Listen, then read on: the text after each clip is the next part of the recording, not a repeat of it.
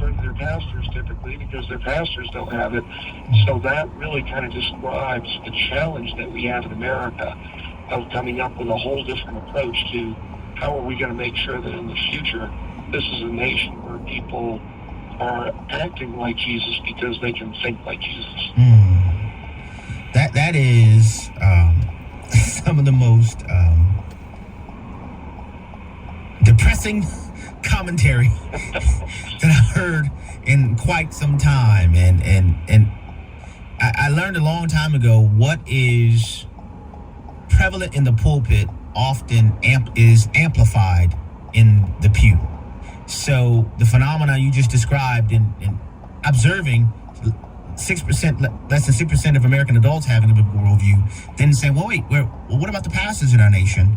It seems to confirm that maxim to such a degree. Now, I want to take a few steps back just in case somebody's listening and they may not know what we mean when we use the terminology. I know what you mean, and I'm confident many of our listeners know what you mean, but just in case there may be some who don't know, when you say a worldview, what is a worldview?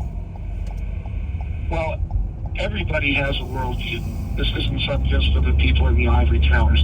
Every individual has a worldview because essentially it is the intellectual, moral, and spiritual and emotional filter that every one of us uses to make every decision that we make. And so as we have experiences, as we gather information, as we ponder different things, it all goes through our worldview, and our ultimate decisions are a result of how we put that information together with what we consider to be important and right and significant and appropriate. And so that worldview really is the decision-making center for every human being, every moment of every day of their life. And that's why worldview is so critical. It's shocking to me that we spend so little time intentionally thinking about worldview. And it's unfortunate that we spend so little time in our families, in our churches, in our schools, in our personal relationships, strategically and intentionally considering what choices our worldview is causing us to form and what we're going to do to help the next generation, which is currently developing its worldview, develop one that really is going to make a difference by honoring God.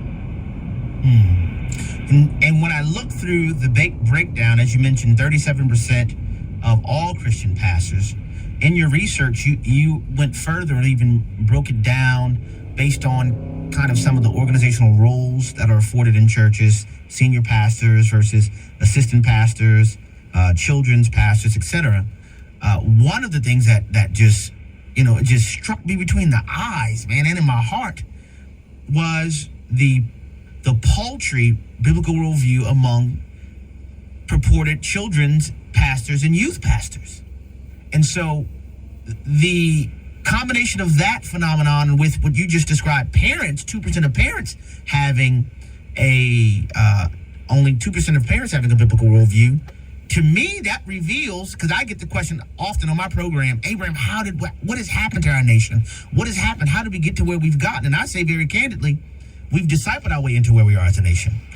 Not affirmatively in many instances, but even by negligence, by refusing to obey the scripture in Deuteronomy 6, Psalm 127, Malachi 2, Ephesians 6, and so on, that we've discipled our way into it, and the only way out is by discipling our way out from that. When you see such a low percentage of children's and youth pastors with a biblical worldview, combining that with the paltry number of parents with a biblical worldview, what do those things combine to communicate to you, and the observations that you've made from your own research? Well, it won't be a popular statement, but you asked me, so I'll tell you, and that's that it's actually a bit of a dangerous place to take their children to a church at this point in American history, because the chances of them understanding what the Bible is, knowing who God is, embracing Jesus Christ for who he is and what he's done for us, I mean, all of those things are not likely to happen at the typical Christian church. Now, obviously, there are a lot of exceptions across the country where there are great children's pastors, great senior pastors, great ministries. But I'm a sociologist, and so I look at averages. And on average, what we know is that you're better off not going to a Christian church if you really want to get the real truth about God, about Christ, about your own sin, about eternity, about the scriptures, all of these things and more. You'd be better off simply reading the Bible and finding someone who is a dynamic Christian, somebody who does love God, somebody who has committed his life to following Jesus, someone who reads the scriptures every day, someone who prays to God for guidance and for wisdom every day, and interacting with that person. And oddly enough, what our research is also showing is that's how most people are being most effectively discipled in America today. And so those are some of the things that go through my mind. I think of children's pastors as being the single most significant pastor in any church. And yet when I find that only 12% of them have a biblical worldview, that's, to me, more frightening than Al-Qaeda having a bomb. I mean, it's the most serious deficiency we have in American society today.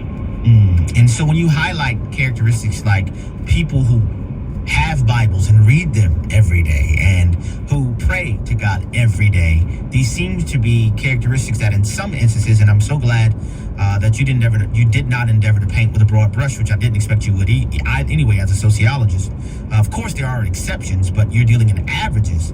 These are things that oftentimes, on average, that many people who identify themselves as pastors don't do. Well, and we have the evidence of that in the surveys. And so I think this is one of those periods of time in American history where, as we look at our culture, a lot of people are very upset with the direction America is moving right now. And they're feeling enough pain that they're finally willing to maybe make some changes to take more control of the situation rather than handing it over to people in government and schools and other places. They realize it's a government by the people, for the people, and therefore we have a responsibility, a duty, and we have to do our homework, and we have to invest time and energy in that process. We're in the same situation spiritually in America, where for so long we've sat back and said, yeah, let the pastor do it. Well, maybe we're in that period of time right now where looking at the health and the state of well-being of churches in America, hopefully that's painful enough for most of us who are true followers of Christ to say, you know what, if that's what we've been doing, shame on us. We are the church. And so we need to take up that responsibility and make sure that what we're being taught is biblical, that how we're behaving in the culture is really advancing God's kingdom, that our mindset is right, that our heart set is right, and that this is, as First Chronicles talks about, this is a great time for us to get on our knees and repent and ask that God would forgive us and show mercy to us and help us to put things back together properly. Amen. Well said. And you really already alluded to this, but I want to ask this question simply to allow you another opportunity to assert your answer. So when people peruse your research and they're even hearing you now, and I made the statement earlier, the only way forward for us is to disciple our way out of it, to evangelize and disciple our way out of where we are as a nation. What would you prescribe to people who are listening to us who would say those things? I mean, you mentioned earlier, find someone who is a Bible-believing Christian in your immediate sphere of influence, who reads the Bible daily, who prays daily, and walk alongside them. And unsurprisingly, that actually is the biblical example for discipleship anyway, is it not? It is. I mean, that's the very kind of thing that Jesus modeled for us. And so, a few years back, I'd written a book called Revolution and talked about how, for me, I had to go through kind of a personal renaissance where instead of relying upon churches and other people to do for me what God's expecting to do in my own life, I had to recognize, no, I'm called to be the church. So wherever I am, no matter what time of day it is, no matter what the situation is, God put me there intentionally to be salt and light to anyone whose life I can influence at that moment in time. And so, you ask, what do I hope people will think as they read the research? I hope they'll look in the mirror and they'll say, am I part of the problem? What do I need to fix in my own life spiritually so that God can use me in ever greater ways to bring about the spiritual renaissance and awakening that America needs to have. And that we'll be recognizing that our calling is not to make money, it's not to be famous, it's not to have the big house and the Porsche. It's to be a disciple of Jesus Christ who at all times is thinking about, what can I do right now to advance God's kingdom? Who could I bless right now so that God is honored, God is pleased, God is respected, God is seen in all things? These are the kinds of thoughts that we need to be having instead of, what time is Keeping Up with the Kardashians on tonight? Or whatever the name of that program is.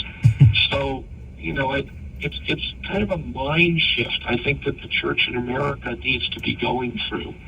And my job is to be a messenger, just bringing some of the information so that we have a more realistic understanding of our conditions, both culturally and personally, so that we can invite God into our minds and hearts to make whatever changes he needs to make in us, so that we can really be the church. We can be a group of people, a community, a tribe that demonstrates our love for each other and for other people. Because those are the greatest commandments he gave us. That's what Jesus tells us, in Mark 12, 29 to 31. So if we understand that that's what we're supposed to be doing all day, then maybe we can rearrange our schedules and our resources to really be disciples 24/7. Rearrange our schedules and our resources to be disciples 24/7. Oh, profound wisdom from Dr. George Barna. You do not want to move from where you are. I'm so glad that we were able to work out having you on the program, because this, in my estimation, is the type of conversation that needs to be noised abroad in our nation, especially and in particular amongst believers. You do not want to miss the rest of this interview. Dr. George Barna, professor at Arizona Christian University and director of research at the Cultural Research Center at Arizona Christian University.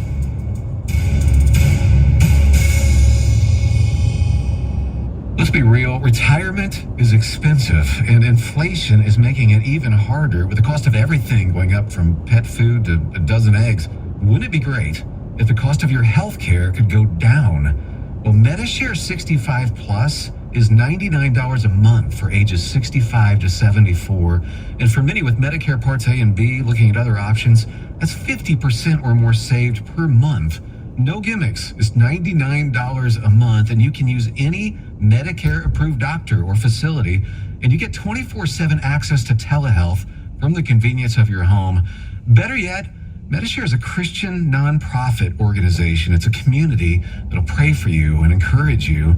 And since we've cut out the middleman, you get to keep the savings. Call now. You can learn more about Medishare 65 Plus. Here's the number, 833-45-BIBLE. That's 833-45-BIBLE, 833-45-BIBLE. The following is not an actor, but a real-life story from Trinity Debt Management. I'm Corey, and this is my story. I was going through some financial troubles paying off my credit cards. I was paying high interest rates, and it just wasn't getting any better. And I knew I had to do something. So my mom told me about Trinity, and so I decided to call. Trinity was able to do something that I couldn't. I'm paying off my debt. I'm saving thousands, and things are really looking up.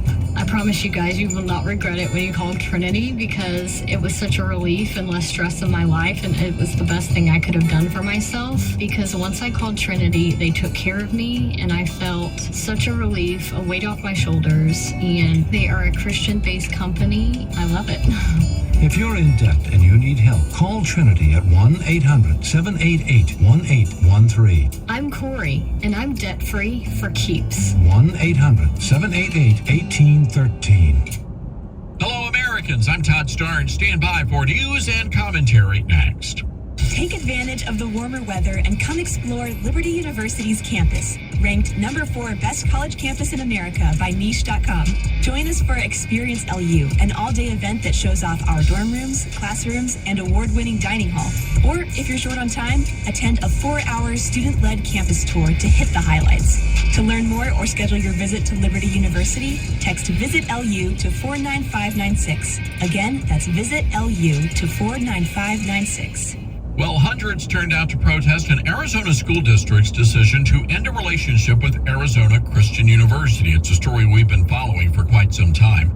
The Washington Elementary School District said they would no longer allow student teachers to work in the classroom. That decision made by LGBT school board members who say hiring teachers with biblical values is too dangerous. The gay board members accused Arizona Christian of being bigoted, and they blasted the school's devotion to the Holy Bible. In response, the university filed a federal lawsuit accusing the district of discrimination. Alliance Defending Freedom says the ban on student teachers is causing irreparable harm, forcing students to choose between their faith and their job. As it stands now, teachers can fly the rainbow flag in their classrooms, but not the Christian flag. Gotta read my book to understand what's happening in the culture jihad at ToddStarnes.com.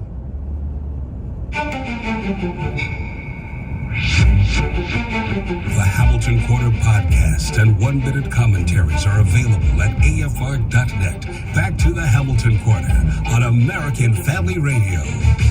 Welcome back to the Hamilton Corner. Abraham Hamilton III here, joined by Director of Research at the Cultural Research Center at Arizona Christian University, Dr. George Barna. We've just been having, in my opinion, one of the most important conversations we can have in our country right now, and utilizing his skill and his expertise as a sociologist to provide factual foundation for us to have these important conversations. Another one of Dr. Barna's studies that just gripped me as I was preparing for this interview is one that is described as America's Values Study. The byline or the headline from this study says, America's values identify possible means to national unity. So I want to invite you back in, Dr. Barna, to just describe for the Hamilton Corner audience what you found in the America's Values Study that led to this publication.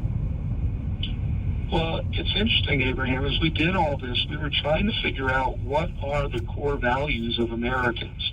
Because we've been looking at worldview, we have a pretty good grip on that now. And one of the primary things that emanates from a person's worldview are their core values, the things that tell them what has worth in our life. And one of the most fascinating outcomes of this study, which we did with an organization called America's One, they actually commissioned the study. Well, what we found is that there are a number of values that Americans have in common that, number one, demonstrate that we're not as divided as we're being led to believe. I believe that's something that's being used for political means by various individuals and groups, and that it's not to our best interest that continues to prevail. Secondly, we also found that there are a number of values that appear to have been in place in America for more than 2 centuries. David Barton and I, a few years ago, did a book together where we looked at the course of history and where we're at now and how we got there. And one of the things I do is spend a lot of time trying to identify what were the core values of colonial America. And as we did that, and then I compare them to the core values of today, we've got about a half dozen values that have been in place for almost 250 years. And I would say, well, that pretty much has to represent the DNA of America. And so let's not lose sight of those things and recognize that we've got this in common. So if we want to rebuild our nation, maybe that's a place where we start looking at these things that have always been part and parcel, part of the heartbeat of our nation and its people, and recognize this is who we are. This is something that we're not going to give up on. This is the foundation that we can be building upon, and then we can move forward from there. But we are not hopelessly divided.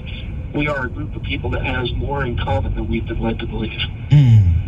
Man, I see you have those beautiful guitars behind you. You're strumming my note. You're strumming my note. Because this is something I've said. I unaffectionately describe our national and legacy media as Goebbels Inc., in dishonor of, Hitler's Joseph Goebbels, his minister of propaganda, because our nation is not as polarized as Goebbels Inc. purports it to be. And the note that I'm talking about that you're strumming, that's my note, is that if we're not as polarized as the media purports us to be, then why is this presentation the most consistent and ubiquitous presentation? We even have a complete transformation of our information centers based on this polarization. And it's largely because there are people, especially politicians, that benefit from this perception of this extreme polarization, as opposed to understanding, wait a minute, there are still lots of things that, as you pointed out, that are not only core values in our nation, but that trace back all the way to America's colonial and founding period. So I want to ask you, in light of that, what are some of those values? I guess this is a twofold question. I know you love those compound questions. Twofold question. What are some of those values that date back to America's founding period, the colonial era? And then moving forward, what are the primary core values you've been able to identify based on this America's value study contemporarily? Well, the ones that we've had in common for hundreds of years include, first and foremost, family. We believe that needs to be the building block of our society. We believe that that's a centerpiece of our own lives, that we invest ourselves in that it's important, and that we're not going to give up on that. We look at values like being financially cautious, being careful with money about how we think about it, how we use it, how we spend it, as opposed to, what the federal government is doing right now, which is just throwing that kind of financial caution to the wind and saying, oh yeah, we're overspending by $1 trillion a year, we'll just make up more money. Well, that's not an American ideal. That's not how we think about money in our own lives. Mm-hmm. Other kinds of values that are critical to us, hard work. Americans do believe that you should work for what you get. Now, we believe that you should be rewarded for your hard work, but we're not afraid to put that kind of work in. We find humility is one of the values that's lasted for, a quarter of a millennium. And, of course, that certainly is a core biblical value that we're called to, is to be humble before our God, to recognize it's not about us, it's about Him. And we're willing to have that kind of humility. And interestingly, moderation is a big value for Americans. And I say it's interesting because you look at the people who tend to be in political power today, they're not operating in terms of moderation. They want radical, rapid change. And what we found in this study related to people's values, because we also looked at how this relates to their political desires, is that people are saying, we don't want radical change in our society. We want to stick with what's made America great. We want to go back to the basics. Never go, Abraham, to what you were talking about before, about the selfishness of people. What we discovered is that a huge majority of Americans, 3 out of 4 Americans, said that they believe our political system is not broken. The problem is that it's being abused by many people who are in power today. They're looking out for their self-interest rather than the public interest. And we need to get people who are really going to recognize the common good rather than the politician's personal good. Well said. Very well said. As I perused your study, I was, in a positive way, surprised to see how prevalent across demographic boundaries or different demographics, how prevalent the contemporary value of family registered in our nation and in our time.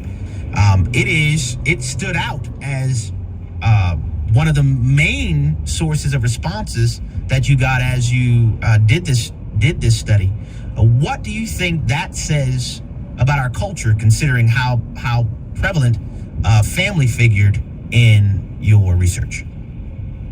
Yeah, I think it's getting the short shrift in the public conversation, what's being talked about in the public square. We found that 8 out of 10 Americans said that they'd be willing to die for or fight to defend the family. They'd be willing to sacrifice precious resources for family. There was nothing close, frankly, to that. Second on the list in terms of values that were important was happiness. But I mean, that was, a little bit farther down the list. So family is a big, big deal to Americans. And rather than pushing that issue aside and say, well, let's think about other things, that really needs to be what we go back to. And we have some hard, difficult, honest conversations with each other about what does family mean? What does it look like? What do we need to do to defend it? Why are we willing to die for it? Why is it so important to us? And get back to the fact that, it's because God planted that inside of us. This is the cornerstone of society that he gave to us. It wasn't our idea. It was his idea. And so the more that we're willing to work with him to defend and take care of family, the better off we're going to be. And now weaving together what we talked about in the previous segment and what we're discussing now, it would be robustly clear that when you see less than 2% of adults have a biblical worldview, only 37% of Christian pastors have a biblical worldview, when you extrapolate that or apply it into the context where family figures prominently, it would be relatively obvious that there are many in our American populace, in our constitutional republic, who wouldn't necessarily adhere to a biblical morality concerning family. Do you think, well, one, do you agree with that assessment? And then two, do you think that lack of biblical morality is an impediment to having the type of dialogues in our society about family that are necessary? Yeah, definitely, Abraham. I mean, when we look at the data, what we find is that fewer and fewer people believe that the Bible is a trustworthy guide for life, that is reliable as a guide and relevant as a guide for life today. And I think what that shows is the erosion of people's trust in God's word, largely through the most influential source in American society today, which is the media. And so if we can help people not simply feel good about their willingness to give up on God's word, but maybe take a few steps back and start thinking philosophically about what life is, where it comes from, why it's important, all of these kinds of seminal questions about why you should even bother to get out of bed in the morning. These are the kinds of things that Americans no longer think about. What I found over the course of doing this type of research for more than 40 years now is that Americans are not reflective people. We're people of action. We like to go make stuff happen. We like to do things. We like to have a list of our accomplishments that shows how significant we are, how capable we are, how smart we are. And yet the reality is at some point we have to go back and answer those fundamental questions about how did I get here? Why am I here? Those types of things, so that each decision that we make every day, whether we want to be active or reflective, either way, we've got to go back to the foundations, the basics, and figure out how it all fits together. I have two questions. I'm not going to ask these in a compound fashion. In light of even observing the active nature of the American people as opposed to being reflective, but the necessity of doing and participating in both, what are the kinds of conversations you think we need to have concerning family, considering how prevalently it figures in the hearts and minds of most Americans? Well, Abraham, I think one of the first questions that we need to be talking about is what do we perceive to be our purpose in life? It's interesting. We did a huge national study with millennials a little while ago, and what we discovered is that 3 out of 4 of them say they don't have a sense of purpose for their life. But when you don't have purpose guiding you down a particular path, any kind of activity is admissible. Any kind of choice that you make seems just as good as any other. And so first of all, figuring out what is the purpose of life and what is the purpose of my life is a good starting point. And then following that up with the question of how would we define success in life? Because what we find is that the vast majority of Americans do not believe in the biblical perspective on that, which is success is nothing more but nothing less than consistent obedience to God. A lot of people would argue with that, say, consistent obedience to God, I'm not even sure I believe in God. Great. Let's make that our third question. Does God exist? How do we know that? What do we know about him? What difference does the existence of God make in your life and in the world at large? These are the kinds of trails that we want to go down, answering questions that really matter, so that when we decide, how am I going to spend my time today? How am I going to use my resources today? We have a purpose, we have a success objective, and it's all based upon a realistic perspective of what life is about. Your answers are so profound on a number of fronts, because in our modern day, and I'm pretty confident that this is directly attributable to the diminishment of a biblical worldview in our society, but a lot of the things that we purport today as being a pursuit of liberty isn't a pursuit of liberty. It's a pursuit of human autonomy. Liberty, as understood by our founders, included a function that was consistent with our designed distinction as God created us. Now we're seeking to employ kind of a humanistic autonomy. And the other question I was going to get to, but I hear the disrespectful music. We won't have time to get to it. Maybe I have to have you back on so we can get to this. You make the observation in your research about core values and how they are aided by peripheral values. But because we're running out of time, we won't get into that. So, and I won't ask you on the air will you come back, but we'll ask you off air if we can set up a time to have you back. We're not set up the time now, but I'll get Jeff with your schedulers and see if we can have you back. Is that okay with you? I would be honored to come back. I enjoy talking with you about things like this because they matter.